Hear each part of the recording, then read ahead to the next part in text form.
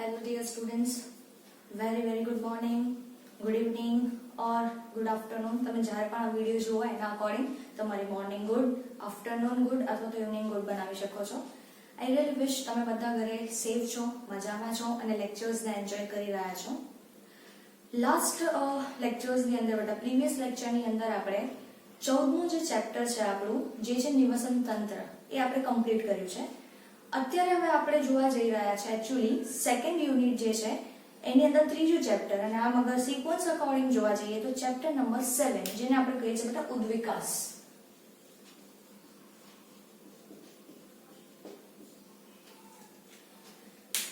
Chapter number 7 ઉદ્વિકાસ જે છે એ આપણે જોવાનું છે. હવે આપણે આ ચેપ્ટર સ્ટાર્ટ કરવાનું છે.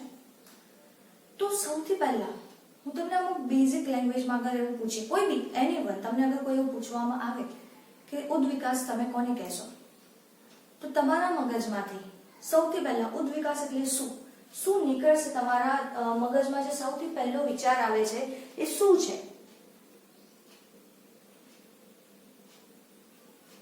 તમે કોને કહેશો ઉદ્વિકાસ? આપણે પહેલા ડાયરેક્ટ અગર એવું કહી શકીએ કે ઉદ્વિકાસ એટલે ભાઈ આપણે આદિમાનવમાંથી આપણે હવે ઇન્સાન પ્રોપર બને. બેઝિક થોટ અગર હું તમને કહું તો સૌથી પહેલો થોટ જનરલી આવો આવતો હોય છે. અધર વર્ડ્સમાં અગર આપણે કહીએ તો થોડી સારી લેંગ્વેજમાં તો ઉદ્વિકાસ મતલબ બેટા આપણે માનવી આપણે આદિમાનવ બી કેવી રીતે ડેવલપ થયો, મતલબ કયા પૂર્વજો હતા કે એ પૂર્વજોની અંદરથી આદિમાનવ વિકસ્યા જેની અંદરથી સુધારા વધારા થતા ગયા અને પછી આપણે ડેવલપ થયા પ્રોપર અત્યારે જે આપણે જે સ્વરૂપમાં છે એ સ્વરૂપમાં. તો એમ કહી શકીએ કે સજીવોની ઉત્પત્તિ અને પૂર્વજો સાથેના સંબંધ રિલેટેડ જે જીવ વિજ્ઞાન છે આપણે એને ઉદ્વિકાસીય જીવ વિજ્ઞાન અથવા તો ઉદ્વિકાસ તરીકે ઓળખીએ છીએ. ઓકે, મતલબ સજીવોની ઉત્પત્તિ ઓકે અને એમના વિકાસ એમના પૂર્વજો સંબંધિત જે પણ ઇન્ફોર્મેશન રિલેટેડ જે પણ બ્રાન્ચ છે એને આપણે શું કહીએ છીએ ઉદ્વિકાસ જે ઇન્ફોર્મેશન છે. ચલો એટલે સુધી બેઝિક ખ્યાલ આવે છે. આ ચેપ્ટરની અંદર આપણે અલગ રીતે સમજવાનું છે. ઈઝી પોઈન્ટ ઓફ વ્યૂ થી આપણે સમજીશું આની અંદર બધી વસ્તુઓ. આની અંદર આપણે એવું જોવાનું છે સૌથી પહેલા તો આપણે એમ જોઈશું જે આપણે આ લેક્ચરમાં જોવાના છે કે પૃથ્વી છે બેટા તો પૃથ્વીની ઉત્પત્તિ કેવી રીતે થઈ, એવું તે શું થયું, બ્રહ્માંડ વિકસ્યું એના પછી પૃથ્વીની ઉત્પત્તિ કેવી રીતે થઈ, પૃથ્વી પર જીવ કેવી રીતે અસ્તિત્વમાં આવ્યો. ઘણા બધા સાયન્ટિસ્ટ ને બધા બહુ લોકો એના વિશે જાતના અધિતર્ક આપેલા છે, બહુ બધી વાતો કરેલી છે. શું તુક્કા માર્યા અગર હું સિમ્પલ લેંગ્વેજમાં કહું તો એ બધી વસ્તુઓ પહેલા આપણે જોઈશું. પછી આપણે એ જોવાનું છે કે આ બધા જેટલા લોકોએ પણ તુક્કા માર્યા છે અથવા તો જે અધિતર્ક આપ્યા છે જે બી સાયન્ટિસ્ટ છે જે આપણા કોઈ બી અમુક ફાધર સુધરેસ જેવા ઘણા જે છે એ લોકોએ જે પણ સ્ટેટમેન્ટ આપ્યા છે જે એના વિશે જોવાનું છે કે એમાંથી કોનું સ્વીકૃત છે કોનું અસ્વીકાર્યું છે, કેમ અસ્વીકૃત થયું છે, અગર સ્વીકાર્યું છે તો કેવી રીતે, એના માટે એક્સપેરિમેન્ટલી પ્રૂફ કોને આપ્યું છે, એ બધી વાત આપણે આની અંદર પહેલા સમજવાના છે. હવે અગર આપણે જોઈ લઈશું કે જીવો અસ્તિત્વમાં આવ્યા તો જીવ સૌથી પહેલા કયો જીવ અસ્તિત્વમાં આવ્યો એના પછી આપણે ધીરે સમજીશું કે ડેવલપમેન્ટ કેવી રીતે થતું ગયું અલગ બધા જીવોનું. ઓકે, પછી આપણે ધીમે સમજીશું કે ઉદ્વિકાસ થયો છે એવું આપણે કેવી રીતે માની લઈએ, કારણ કે ઉદ્વિકાસના અમુક પ્રૂફ તો હોવું છે ને. આપણે હ્યુમન્સ કોઈ બી વસ્તુને પ્રૂફ વગર ઘણીવાર નથી માનતા. તો આપણે એ પણ એમ કહીએ છીએ કે ઉદ્વિકાસ થયો છે તો એવું તો શું થયું છે, ઉદ્વિકાસ માટેના પ્રૂફ શું છે કે ભાઈ આપણે આ લોકોમાંથી જ આપણા પૂર્વજો છે આપણે એ લોકોમાંથી ડેવલપ થયા છે.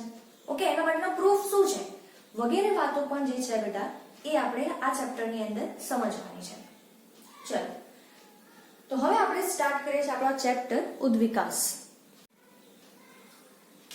ચલો તો સૌથી પહેલા આપણે જોઈએ કે પૃથ્વીની ઉત્પત્તિ કેવી રીતે થઈ. એ પહેલા આપણે સમજીએ કે બ્રહ્માંડ જે છે બેટા એ કેવી રીતે અસ્તિત્વમાં આવ્યું. બ્રહ્માંડ માટે અગર આપણે સમજીએ તો બ્રહ્માંડ આજથી ઓકે બ્રહ્માંડ જે છે એ 20 બિલિયન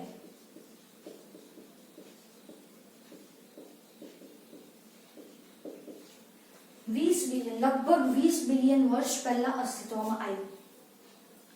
એવું કહેવામાં આવે છે કે બહુ વર્ષો પહેલા બહુ મોટા એવા ભૌતિક વિસ્ફોટ ને એવું બધું થયું ઓકે, અને એના કારણે આ બ્રહ્માંડ જે છે એ ડેવલપ થયું. શું ડેવલપ થયું બેટા? બ્રહ્માંડ. કે ઘણી બધી બ્રહ્માંડ જે છે આપણે એમ કહી શકીએ કે વિશિષ્ટ ઘટના છે કે જેમાંથી બ્રહ્માંડ ડેવલપ થયું. અને એના માટેની એક બહુ જ સ્વીકૃત થિયરી આપણે જેને કહીએ છીએ બિગ બેંગ વાદ.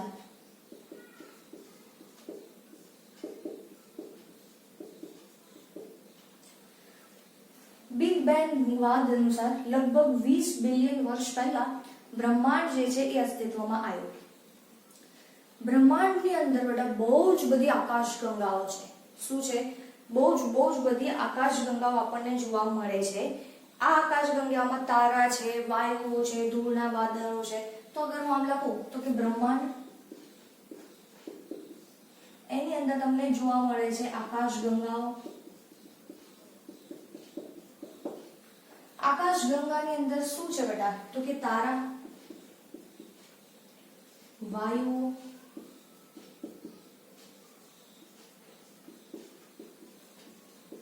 ધૂળના વાદળો, આવું બધું અંદર આપણને જોવા મળે છે.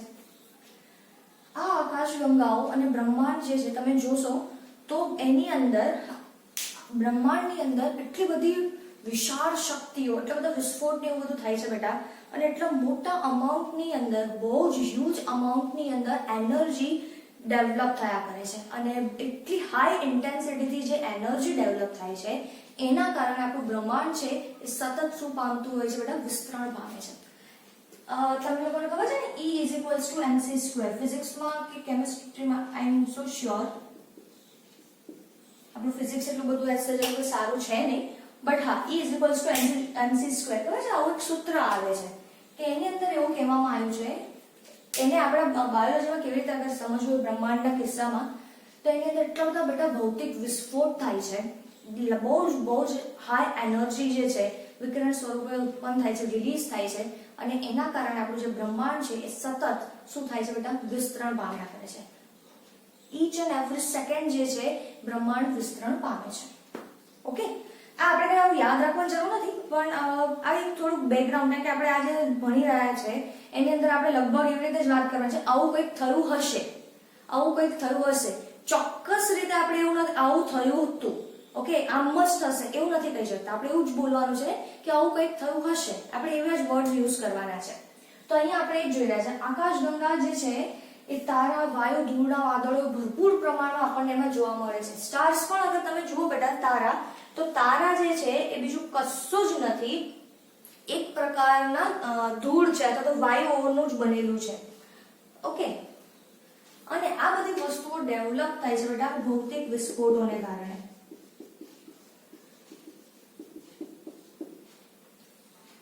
આકાશગંગાઓ, મિલ્કી વે આપણને ખબર છે, બહુ બધી આકાશગંગા છે, એમાંની એક આપણને ખબર છે મિલ્કી વે, જેની અંદર શું આવેલું છે બેટા? આપણું સૌરમંડળ. અને સૌરમંડળમાં અથવા તો આપણે એવું કહી શકીએ કે બ્રહ્માંડમાં, આકાશગંગામાં ખાલી કણ સ્વરૂપે, ઓકે, કણ માત્ર તમને શું જોવા મળે છે બેટા? જેને આપણે આપણું ઘર કહીએ છીએ એ છે પૃથ્વી. શું જોવા મળે છે? પૃથ્વી. ઓકે, તો આ બધી વસ્તુમાં આપણે આગળની ચર્ચા કરવાની નથી, બસ આપણે આટલું જ અહીંયા પહેલા તો બેઝિક સમજવાનું છે કે આકાશગંગા એન્ડ મિલ્કી વે, ઓકે, આપણને ખ્યાલ છે સૌરમંડળ, એની અંદર તમને શું જોવા મળશે બેટા? પૃથ્વી. પૃથ્વી આપણું એક ગ્રહ છે. ઓકે, આટલી વાત આપણને બેઝિક ખબર છે. અહીંયા તમારે અમુક વસ્તુઓ શું યાદ રાખવાની છે, કેવી રીતનો ક્વેશ્ચન આવે છે, હું તમને સાથે સાથે કહેતી જઈશ.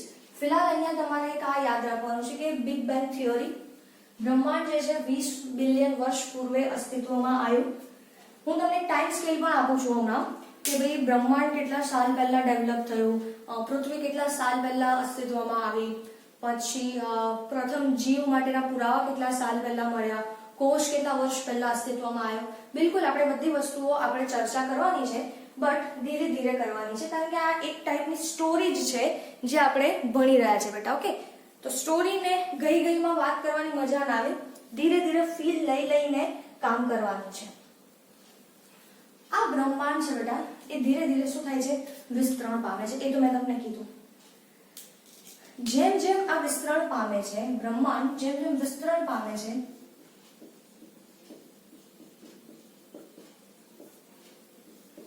તેમ તાપમાન શું થાય બેટા? ઓછું.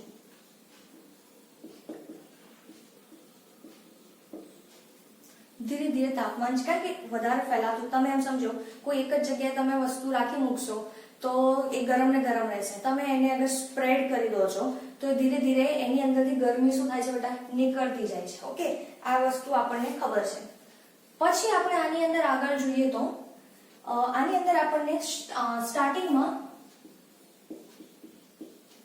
હિલિયમ અને હાઇડ્રોજન જોવા મળ્યા. શું જોવા મળ્યું બેટા આપણને? હિલિયમ અને હાઇડ્રોજન. ઓકે, એ થોડા સમય બાદ સર્જાયા, પણ ધીરે ધીરે અગર તમે સમજો હિલિયમ અને હાઇડ્રોજન સર્જાયા. ઓકે, ચલો, પણ એના પછી શું થયું? ગુરુત્વાકર્ષણ આવ્યું. શું આવ્યું? ગુરુત્વાકર્ષણ. અને ગુરુત્વાકર્ષણના કારણે આ હાઇડ્રોજન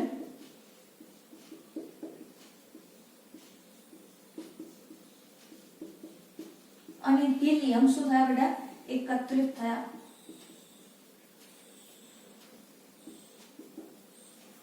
ચલો, આટલે સુધી ક્લિયર છે? બોલો, આ બેઝિક વસ્તુઓ ખબર પડી તમને લોકોને? 20 બિલિયન વર્ષ પહેલા બ્રહ્માંડ અસ્તિત્વમાં આવ્યું. એની અંદર ઉર્જા અને બધા વિસ્ફોટ ને બધું કામકાજ ચાલ્યા કર્યું.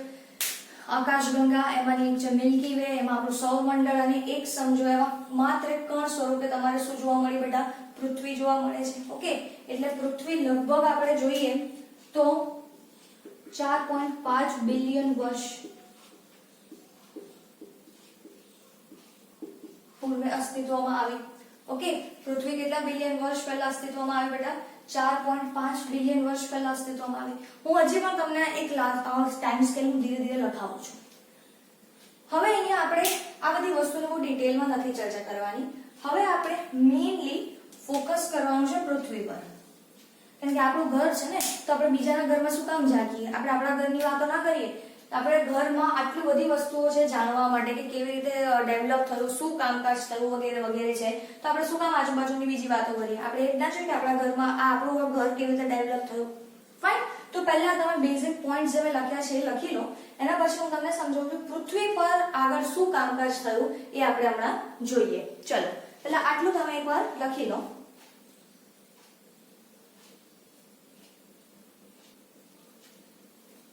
અમુક આ E = mc² ને બધું તમે નહીં લખો તો પણ ચાલશે.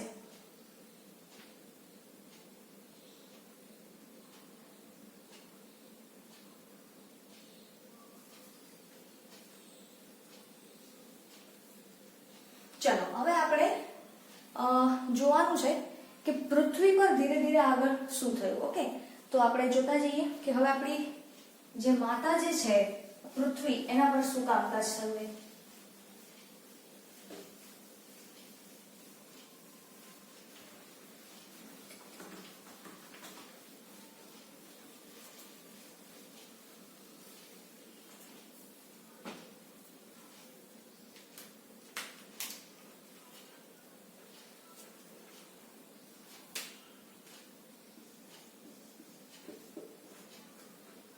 પૃથ્વી જ્યારે ડેવલપ થઈ બેટા સ્ટાર્ટિંગમાં જ્યારે, તો એના પર કોઈ પણ પ્રકારનું વાતાવરણ નહોતું.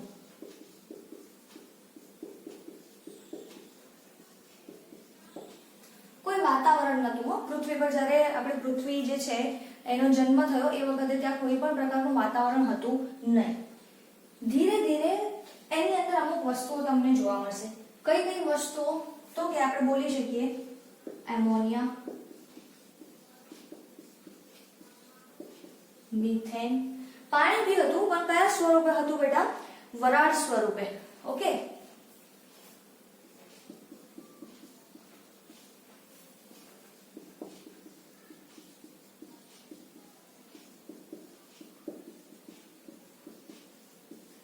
આ બધી વસ્તુઓ અગર તમે જુઓ તો પીગળેલા દ્રવ્ય સ્વરૂપે હતી.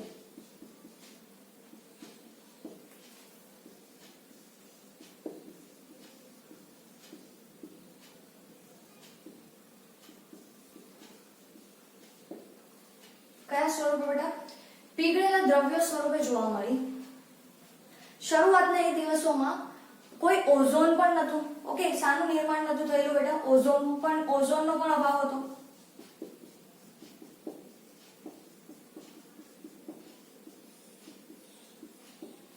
ઓઝોન પણ નતું. તો સિમ્પલી મગજ ચલાવો, ઓઝોન નતું તો સૂર્યમાંથી જે યુવી કિરણો આવે છે, સૂર્યમાંથી આવતા જે યુવી કિરણો જે છે એ ઈઝીલી આપણી પૃથ્વીની અંદર એન્ટર થઈ જાય છે, ઈઝીલી પૃથ્વીમાં એન્ટર થઈ જશે, કારણ કે એને અટકાવવા માટે, પ્રોટેક્શન માટે બેટા શું નથી? ઓઝોન છે જ નહીં. એટલે પણ એના લીધે એક સારું કામ થયું. ઓકે, ઓઝોન હતું નહીં એટલે એના લીધે શું થયું? યુવી કિરણો પૃથ્વીમાં દાખલ થયા.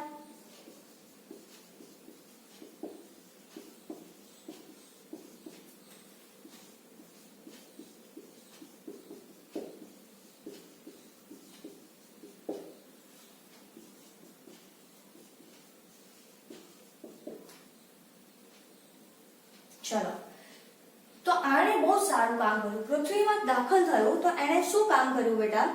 તો કે એને પાણીને હાઇડ્રોજન અને ઓક્સિજન એ બે વસ્તુમાં એને વિખંડિત કરી નાખ્યું. કોણે? યુવી કિરણોએ. શું કર્યું? યુવી કિરણો. આના કારણે શું થયું?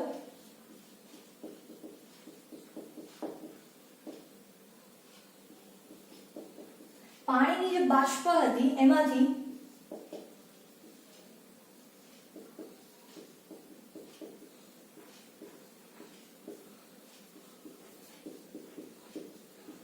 સોરી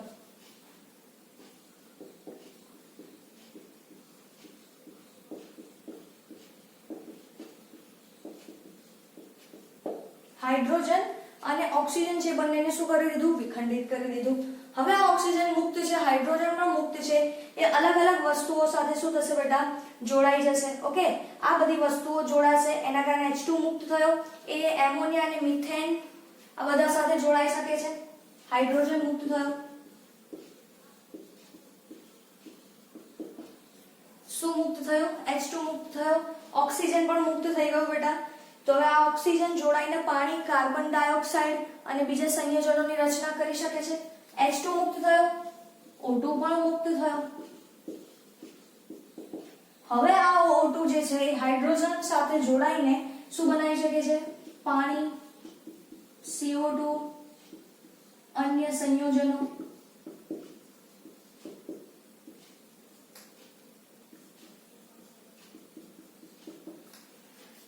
બીજા અન્ય સંયોજનોનું નિર્માણ કર્યું. હવે ઓક્સિજન મુક્ત થઈ ગયો છે, સેપરેટ થઈ ગયો છે, તો આરામથી હવે કોનું નિર્માણ થયું બેટા? ઓઝોન પણ બનશે. ઓઝોનનું પણ નિર્માણ થયું. પણ હજી સુધી બેટા, ઓકે, હજી સુધી આપણને તમે જુઓ તો હજી સુધી પણ આ ઓક્સિજન જે છે, મતલબ પાણી જે છે એ આપણને લિક્વિડ સ્વરૂપે નથી મળ્યું. આ પાણી જે છે હજી પણ વરાળ સ્વરૂપે છે, હજી પણ આપણને લિક્વિડ સ્વરૂપે નથી મળ્યું. કારણ કે તમે અહીંયા જોશો તો પૃથ્વી જ્યારે બની એ વખતે ખૂબ જ ઊંચું તાપમાન હતું.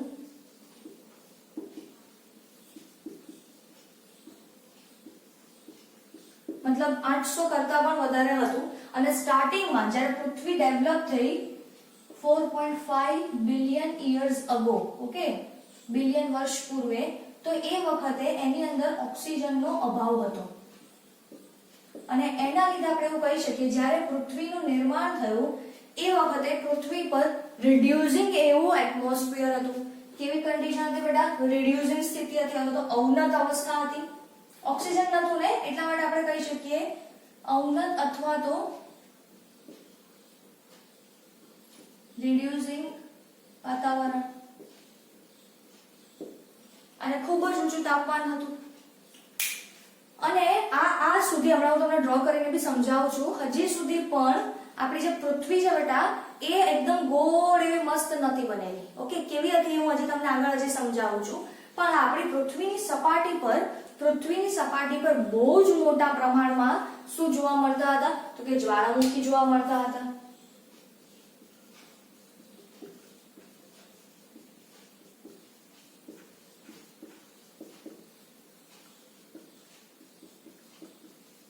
શું આવેલું હતું બેટા? ખૂબ જ સક્રિય એવા જ્વાળામુખી આવેલા હતા. આટલું લખી લો. ચલો, એના પછી આપણે ધીરે ધીરે આગળ જઈએ છીએ. તમે આ સમજી રહ્યા છો? બ્રહ્માંડ જે છે એ ડેવલપ થયું, એની અંદરથી બધા વિસ્ફોટ ને બધું થયા કર્યું અને ધીરે ધીરે આપણને શું મળ્યું? એક કણ સ્વરૂપે આપણી પૃથ્વી મળી. પૃથ્વી જ્યારે અસ્તિત્વમાં આવી બેટા ત્યારે એટલી બધી ધગધગતા લાવા જેવી એકદમ ગરમ ગરમ હોટ એવી હતી અને એકદમ સંપૂર્ણ ગોળ નથી. કોઈ વાતાવરણ નહોતું, કોઈ ઓક્સિજન નહોતું. એટલે આપણે એવું કહી શકીએ કે જ્યારે આપણે પૃથ્વી બની એ વખતે કેવું અવસ્થા કહી શકીએ છીએ આપણે? અવનત અથવા તો રિડ્યુસિંગ વાતાવરણ કહી શકીએ છીએ, કારણ કે ઓક્સિજનનો અભાવ હતો. સૌથી પહેલા ત્યાં કયા વાયુઓ ડેવલપ થયા? તો કે હાઇડ્રોજન અને હિલિયમ, જે હમણાં આપણે આગળ લખ્યું હતું. ધીરે અને ઓઝોન હતું નહીં. ધીરે ધીરે ધીરે શું થવા લાગ્યું બેટા? એની અંદર એમોનિયા છે, મિથેન છે, પાણીની બાષ્પ છે, CO2 છે. આ બધું આપણને થોડું પીગળેલા દ્રવ્ય સ્વરૂપે જોવા મળ્યું. ઓકે, પછી ઓઝોન પણ નતો, કારણ કે હજી આપણને ઓક્સિજન મુક્ત મળ્યો જ નતો ને, ઓઝોન નતું. એટલા માટે સૂર્યમાંથી ડાયરેક્ટ બધા શું આવતા હતા? યુવી કિરણો પૃથ્વી પર આવે ને, કારણ કે ઓઝોન લેયર છે, આપણને ખબર છે ઓઝોન સ્તરનું વિઘટન તમે આગળ 8, 9, 10 ધોરણોમાં ભણી ચૂક્યા છો. ઓકે, તો જ્યાં સુધી પ્રોટેક્ટિવ આવરણ શું ઓઝોન નથી, એટલે ડાયરેક્ટ સનલાઇટ એટલે કે સૂર્યપ્રકાશમાંથી જ્યાં વિકિરણો આવે છે એ ઇઝીલી પૃથ્વી પર દાખલ થઈ ગયા. ઓકે, ચલો એના પછી આપણે જોઈએ તો કશો વાંધો નહીં, ભલે દાખલ થયા, પણ જેવા આ યુવી કિરણો અંદર દાખલ થયા, જે પાણીની બાષ્પ હતી એની અંદરથી એને હાઇડ્રોજન અને ઓક્સિજનને વિખંડિત કર્યા, છૂટા કરી દીધા. હાઇડ્રોજન છૂટું થઈ ગયું, ઓક્સિજન છૂટું થઈ ગયું. ઓકે, એટલે એને સંયોજનો બનાવ્યા, ઓક્સિજન મુક્ત થયું એટલે ઓઝોનનું નિર્માણ થયું અને જ્વાળામુખીઓ પણ આવેલા હતા. તો આ બેઝિક વસ્તુ પહેલા લખો, પછી હું જરાક આકૃતિ દોરીને તમને સમજાવું.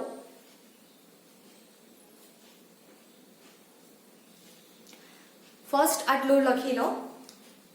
બિગ બેંગ થિયરીની અંદર જ આપણે આ બધું જોઈ રહ્યા છે.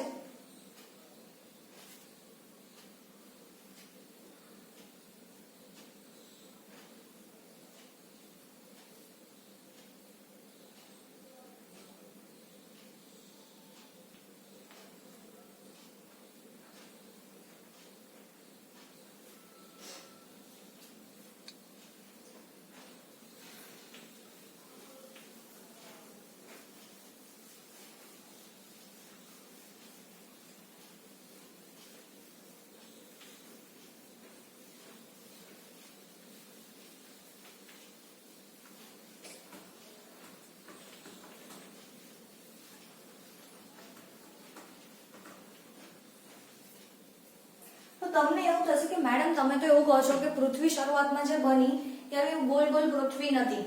ઓકે, તો પછી પૃથ્વી કેવી હતી? તો ભાઈ એ પૃથ્વી છે ને એકચ્યુઅલી અનઇવન શેપની હતી. આવી રીતે બહુ ખાડા ખાડા તમને જોવા મળે એના પર. ઓકે, બહુ ખાડાવાળી તમને પૃથ્વી જોવા મળતી હતી. આ એકચ્યુઅલી આપણી પૃથ્વી છે અને હજી પણ તમે અહીંયા એનો સેન્ટરનો જે પાર્ટ છે બેટા, સેન્ટરનો ભાગ, એને આપણે મેગ્મા કહીએ છીએ.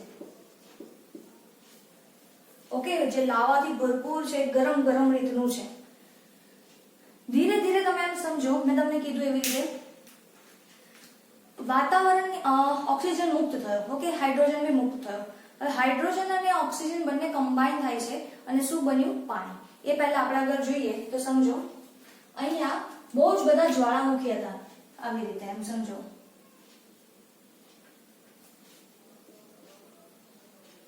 જો કે હું શું બનાવી રહી છું એમ સમજી લો. જ્વાળામુખી રીતનું છે એમ સમજો. ઓકે, એની અંદરથી જો બહુ જ બધું આવું બતાવું છું એટલે આપણે ખબર દિવાળીમાં પેલી કોઠી ફોડીએ છીએ એવું નહીં સમજતા, પણ એમ સમજો જ્વાળામુખી વિસ્ફોટ.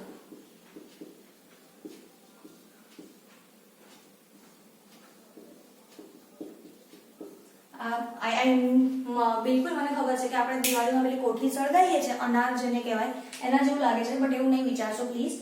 આ એમ સમજો કે જ્વાળામુખી વિસ્ફોટ થયા. પેલા પાણીની વસ્તુઓ હતી, એના લીધે ધીરે ધીરે શું થયું બેટા? વાદળ બંધાવાના સ્ટાર્ટ થયા. શું થયું? વાદળ. શું બનવાનું સ્ટાર્ટ થયું? વાદળ બનવાનું ચાલુ થયું. વાદળ બનવાનું ચાલુ થયું એટલે ઓબ્વિયસલી વાદળની અંદર શું ભરાય છે? પાણી ભરાય છે. વાદળની અંદર આજે બધી બાષ્પ ને બધું છે એ બધું ઉપર ગયું. શાની અંદર આવ્યું? વાદળની અંદર.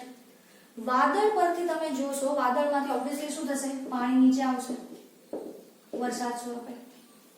પણ આપણી પૃથ્વીની સપાટી તો એકદમ ગરમ છે, હોટ છે, એકદમ ગરમ છે. તો આ પાણી જેવું એના પર પડશે પૃથ્વીની સપાટી પર, એવું તરત જ બાષ્પીભવન પામી જશે. પણ લાખો કરોડો વર્ષની પ્રક્રિયા પછી એવું થયું બેટા કે કોન્સ્ટન્ટ આ પ્રક્રિયા આવી રીતે રિપીટ થયા કરે કે પાણીની વરાળ બની ઉપર જશે, વાદળો બનવાનું સ્ટાર્ટ થશે, ફરી પાછું પાણી એકચ્યુઅલ પ્રવાહી સ્વરૂપમાં પૃથ્વી પર પડશે, ફરી પાછું ઉપર જશે. પણ કરોડો વર્ષો સુધી આ સેમ પ્રોસેસ જે છે બેટા એ રિપીટ થયા કરી અને એના કારણે આપણી જે પૃથ્વીની સપાટી છે એ ધીરે ધીરે ધીરે કેવી થતી ગઈ બેટા? ઠંડી પડતી ગઈ. ઓકે, પૃથ્વીની સપાટી છે એ કેવી થતી ગઈ? ઠંડી. કારણ કે આ જે પ્રોસેસ છે એ બહુ જ બધા વર્ષો સુધી ચાલ્યા કર્યું. શરૂઆતમાં તો જ્યારે વાદળ બન્યા અને જ્યારે એ વરસાદ પડ્યો પણ તરત જ બેટા શું થઈ ગયું? ભાપ બનીને બાષ્પ સ્વરૂપમાં વાપસ ઉડી ગયું, એનું બાષ્પીભવન થઈ ગયું. બીકોઝ આપણી પૃથ્વીની જે સપાટી છે એકદમ ગરમ હતી, એટલા માટે બધું ઉડી ગયું. પણ આ પ્રક્રિયા કન્ટિન્યુઅસ ચાલ્યા કરી અને એના પરિણામ સ્વરૂપ એક ટાઈમ એવો આવ્યો કે આપણી પૃથ્વીની જે સપાટી છે એ ધીરે ધીરે ઠંડી પડતી ગઈ અને એના કારણે આજે વરસાદમાં જે પાણી આવ્યું એ પૃથ્વીમાં જે ખાડા છે બેટા, ઓકે, આ મેં ખાડા અહીંયા બતાવ્યા છે. એનું રીઝન છે કે પૃથ્વી પર આ જે ખાડા છે એની અંદર શું ભરાયું બેટા? પાણી. સપોઝ આ બી જુઓ,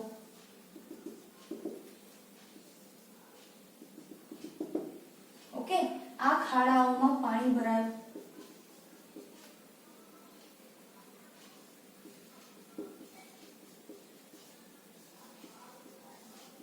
અને એના લીધે કોનું નિર્માણ થયું બેટા?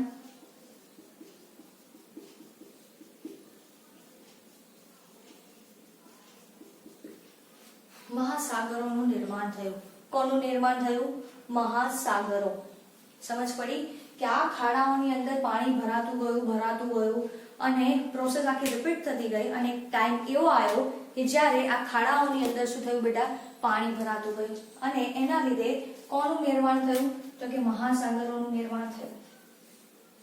બોલો, હવે તમને ખબર પડી કે શું થાય છે? મહાસાગરો, સૌથી પહેલા મહાસાગરો બધા આયા. ઓકે, પાણી અંદર ભરાયો. કેવી રીતે બન્યું આપણને ખ્યાલ આવી ગયો.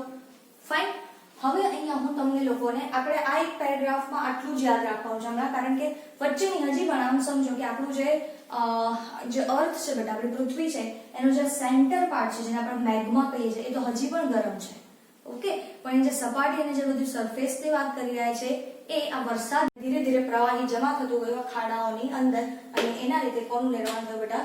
મહાસાગરોનું નિર્માણ થયું. ઓકે, હવે હું અહીંયા તમને એક ટાઈમ સ્કેલ આપું છું. આ આપણે એમ જોવા જઈએ તો એનસીઈઆરટી નો એક પેરેગ્રાફ જેટલું આપણે, એક દોઢ પેરેગ્રાફ જેટલું આપણે સમજ્યા. કઈ વાંધો નહીં, આપણી પાસે સમય છે, આપણે ધીરે ધીરે આ વસ્તુને સમજીશું. હવે અહીંયા હું તમને એક ટાઈમ સ્કેલ આપું છું કે કઈ વસ્તુ કેટલા વર્ષ પહેલા ડેવલપ થઈ, તો એ આપણે થોડુંક લખી લઈએ કારણ કે એ વસ્તુ ઇમ્પોર્ટન્ટ છે. મહાસાગરોનું નિર્માણ થઈ ગયું, પૃથ્વી કેવી રીતે ડેવલપ થઈ ગઈ તમને ખબર પડી ગઈ. હવે આપણે આના પછી સમજવાનું છે કે જીવ, ઓકે, જીવ કેવી રીતે અસ્તિત્વમાં આવ્યો. એ જોતા પહેલા હું તમને ટાઈમલાઈન આપું છું, એ બહુ ઇમ્પોર્ટન્ટ છે, એ તમે લખી લો. તો કે બ્રહ્માંડની ઉત્પત્તિ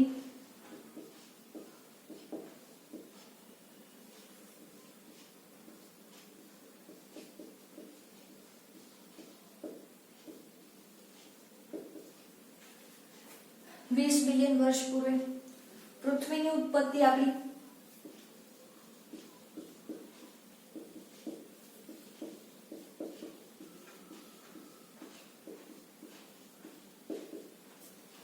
$4.5 બિલિયન વર્ષ પહેલા. પહેલી સાઇન અગર આપણે કહીએ, ઓકે, પહેલી સાઇન એટલે પહેલો જીવ દ્રશ્યમાન થવા માટેની જે શરત છે, ઓકે, જીવ દ્રશ્યમાન થયો પહેલી વાર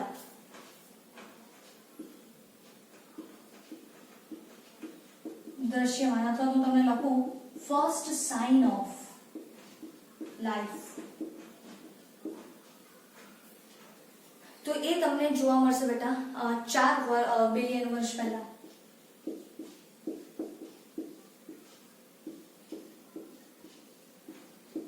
કેટલા બિલિયન વર્ષ પૂર્વે તમને જોવા મળશે? 4 બિલિયન વર્ષ પહેલા. જૈવ મહાઅણુઓનું નિર્માણ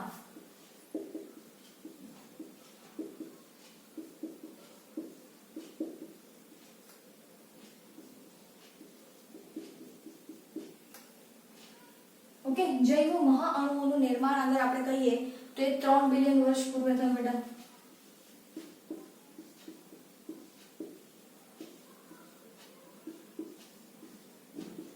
અને પહેલો કોષ જે અસ્તિત્વમાં આવ્યો, સૌથી પહેલો કોષ,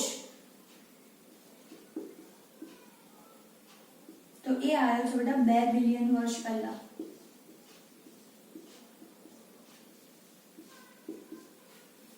ઓકે, તમે અહીંયા જો કદાચ બિલિયન મિલિયનમાં કન્ફ્યુઝ થાઓ ને તો તમે આવું યાદ રાખવાનું કે 2BYA મતલબ 2 બિલિયન યર્સ અગો. BYA એવું યાદ રાખશો ને તો તમને એવું યાદ રહેશે કે અહીંયા બિલિયન આવશે. ઓકે, ચલો આટલું લખી લો પહેલા. પછી આપણે જોવાનું છે કે જીવની ઉત્પત્તિ કેવી રીતે થઈ.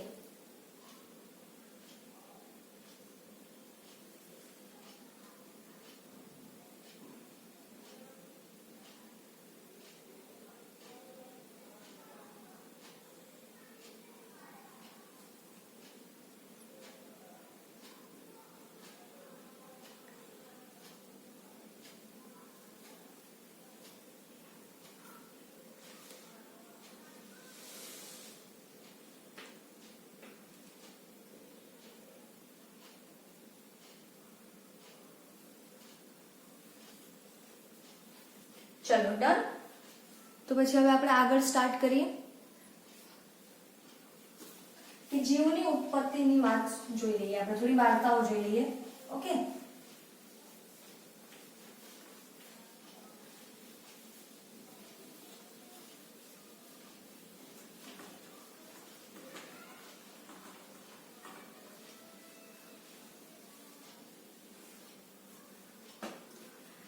હવે આપણે જીવની ઉત્પત્તિ જોઈએ એ પહેલા હું તમને થોડીક વાર્તાઓ કરી દઉં કે જીવની ઉત્પત્તિ. આપણે ટાઇટલ ખાલી આપી રાખું છું.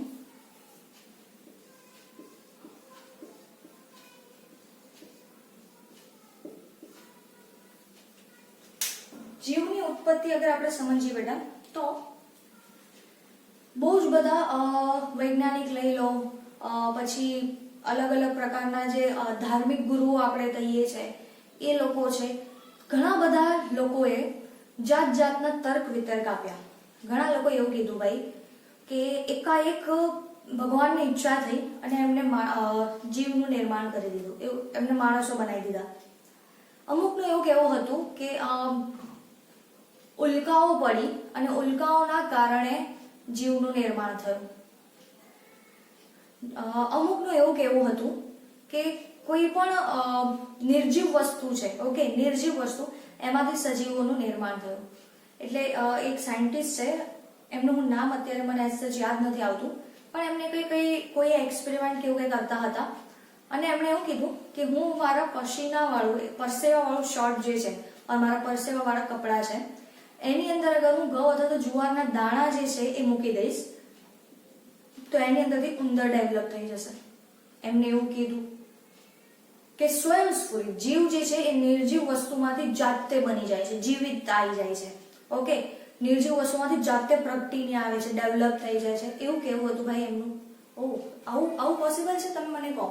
જેને આપણે શું કહીએ છીએ? સ્વયંસ્ફુરિતવાદ.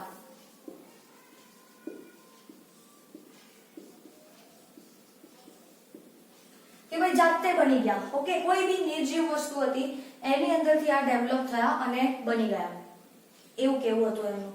હવે તમે મને કહો, ઇઝ ઇટ પોસિબલ? શક્ય છે? ના. એના માટે આ વસ્તુને ગલત પ્રૂવ કરવા માટે લુઈસ પાશ્ચરે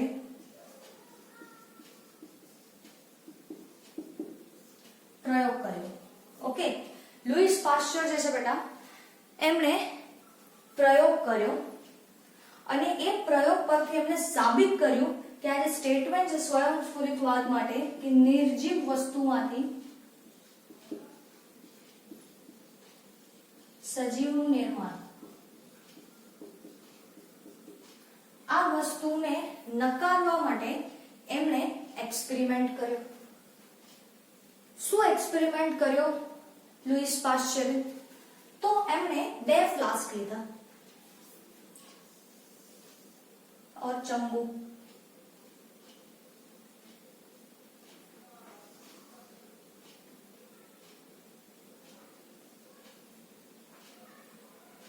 પણ એક ચંબુ પર આવી રીતનું હતું. ઓકે, આને બોટલ નેક તરીકે આપણે ઓળખીએ છીએ.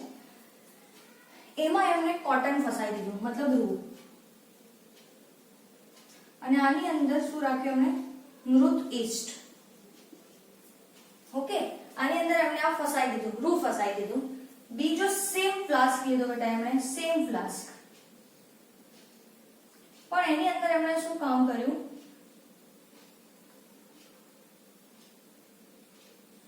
તો કે આ જે હતું એ તોડી નાખ્યું. ઓકે, આની અંદર પણ એમને મૂક્યું શું? મૃત ઈસ્ટ જ રાખી, પણ આને તોડી નાખ્યો. આ તૂટેલો ફ્લાસ્ક છે. તૂટેલો ફ્લાસ્ક બોલો અથવા તો ચંબુ બોલો, તોડી નાખેલો છે. જ્યારે આ એઝ ઇટ ઇઝ છે અને અહીંયા વચ્ચે એમને રૂ ફસાઈ દીધું છે. બંનેમાં એમને મૃત ઈસ્ટ મૂકી છે. પણ અમુક ટાઈમ પછી, અમુક સમય પછી જ્યારે એ ઓબ્ઝર્વ કરે છે તો આની અંદર એમને કોઈ પણ નવો જીવ જોવા મળતો નથી. કોઈ નવો જીવ આમાં જોવા મળશે નહીં. પણ આની અંદર એમને શું જોવા મળ્યું? નવો જીવ, લાર્વા મતલબ ડિમ્બ જોવા મળ્યા આની અંદર. ઓકે, કેમ? કારણ કે જો એમને એવું કેવું હતું અહીંયા આની અંદરથી નવો જીવ એટલે કે અમુક ડિમ્બ સ્વરૂપે અમુક વસ્તુઓ જોવા મળી. તો હવે જો સ્વયંસ્ફુરિત વાત પ્રમાણે જો નિર્જીવ વસ્તુમાંથી સજીવનું નિર્માણ થાય છે તો પછી આ બંને ફ્લાસ્કમાં થવું જોઈએ ને, કારણ કે આપણે બંને ફ્લાસ્કની અંદર બેટા ઈસ્ટ મૂકી છે કેવી છે? મૃત અવસ્થામાં છે. બંનેની અંદર મૃત છે, આમાં પણ મૃત છે, આમાં પણ મૃત છે. તો જો આના અકોર્ડિંગ કેવું હોય તો જો નિર્જીવમાંથી સજીવ ઉત્પન્ન થાય છે તો આમાં પણ ઉત્પન્ન થવું જોઈએ અને આમાં પણ ઉત્પન્ન થવું જોઈએ. પણ આની અંદર ડેવલપ નથી થતું અને આમાં ડેવલપ થાય છે. કેમ? કારણ કે આ તોડી નાખ્યું છે એટલે આની અંદર ઈઝીલી શું દાખલ થઈ શકે છે બેટા? હવા. અને એના કારણે આની અંદર નવા જીવ એટલે કે ડિંબીય સ્વરૂપમાં બીજા અમુક સૂક્ષ્મ જીવો અથવા તો મચ્છર કે કોઈ બીજા કીટાણુઓ જે છે એ આની અંદર ડેવલપ થાય છે. સમજ પડે છે? આમાં નહીં થયા પણ આમાં ડેવલપ થયા. કેમ? કારણ કે હવા હતી, હવા આવી અને હવાના કારણે આની અંદર બીજા અમુક સૂક્ષ્મ જીવો અથવા ડિંબીય સ્વરૂપમાં કીટાણુઓ જે છે એ ઉત્પન્ન થયા. ચલ, આટલે સુધી ખ્યાલ આવે છે? એટલે લુઈસ પાસ્ચરે આ જે વસ્તુ હતી, આ વાત હતી, એને ટોટલ શું કર્યું બેટા? નકારી નાખ્યો કે ભાઈ આવું પોસિબલ જ નથી. જો નિર્જીવ વસ્તુમાંથી અગર સજીવો ઉત્પન્ન થતા હોય તો એ પછી આ ફ્લાસ્કમાં પણ થવા જોઈએ, પણ આ ફ્લાસ્કમાં ડેવલપ થતા નથી. મતલબ તમે જે સ્ટેટમેન્ટ આપો છો એ ખોટું છે. ક્લિયર છે? ચલો પહેલા આ લખી નાખો.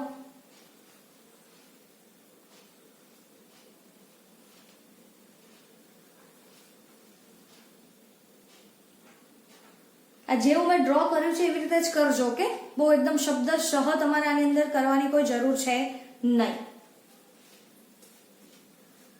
ફાઇન. બસ આપણે આ લેક્ચરમાં આપણે આટલે સુધીની વાર્તા એનફ છે. નેક્સ્ટ લેક્ચરની અંદર આપણે સમજીશું કે એકચ્યુઅલી કોણ આયા કે જેમણે એક અધિતર્ક આપ્યો જીવની ઉત્પત્તિ માટેનો અને એના માટે પણ એક્સપેરિમેન્ટ કોણે કર્યા, કેવી રીતે સાબિત કર્યું એ વસ્તુ આપણે જોઈશું. અને કેવા પ્રકારના સજીવો બેટા ઉત્પન્ન થયા એ પણ આપણે જોઈશું. પણ ક્યારે જોઈશું? નેક્સ્ટ લેક્ચરમાં. તો અહીંયા આપણે આની સાથે આપણો ફર્સ્ટ લેક્ચર ઉદ્વિકાસનું કમ્પ્લીટ કરીએ છીએ. મળીએ નેક્સ્ટ લેક્ચરમાં જીવ ઉત્પન્ન થયાની સાચી સમજ સાથે. ક્લિયર? તો ચલો આજે અહીંયા આપણે આટલું બસ કરીએ છીએ. મળીએ નેક્સ્ટ લેક્ચરમાં.